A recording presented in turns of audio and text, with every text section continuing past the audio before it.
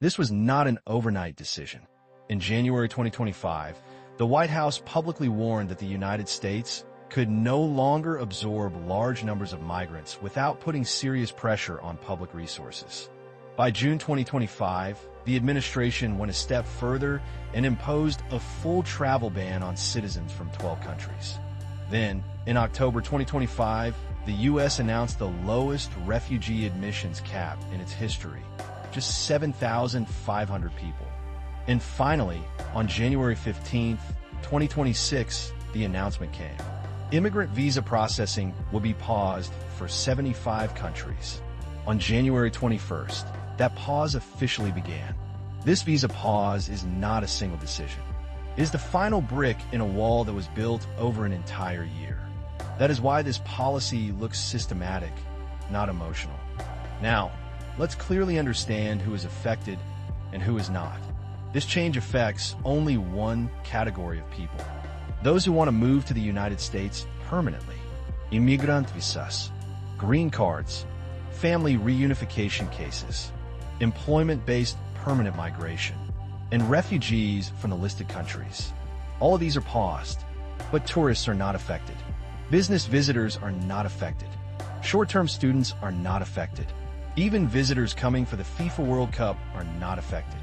And dual nationals can still apply if they use a passport from a country not on a list. So what does this tell us? America is not closing its doors to visitors. America is closing the door to settlers, not to guests. This is economic selectivity, not isolation. Now here's where things get interesting. Why would the United States take such a step just months before hosting the FIFA World Cup? On one hand, America wants tourists. On the other hand, it fears permanent migrants. The message is very clear. Spend money. Enjoy the country. But don't stay. Tourists bring revenue. Permanent migrants bring long-term responsibility. That is the logic. In simple terms, America wants consumers, not dependents. To understand this better, we must talk about one phrase that appears again and again in official statements: public charge.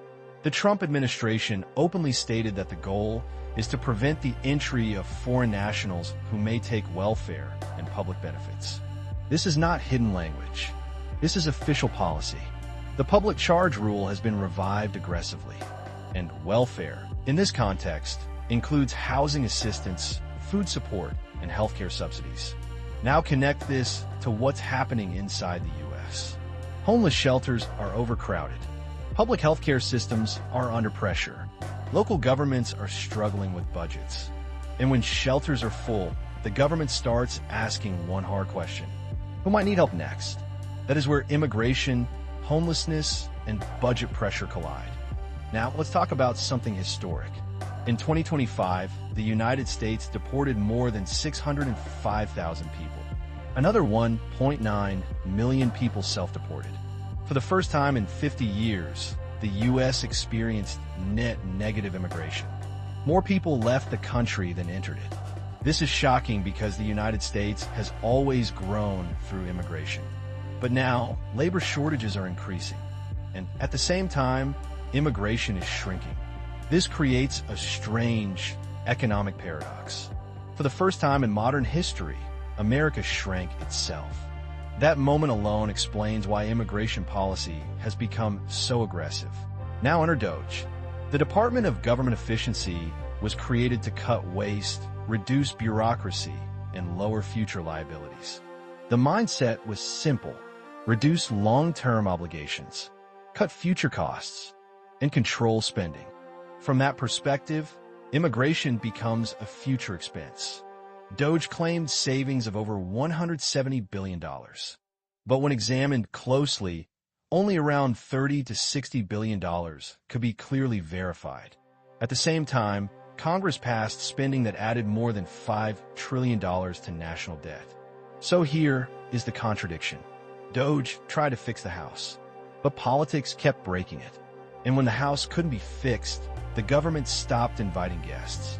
Immigration pauses became symbolic control. Now, let's talk about Pakistan. Pakistan was included in the list despite military cooperation and high-level leadership meetings.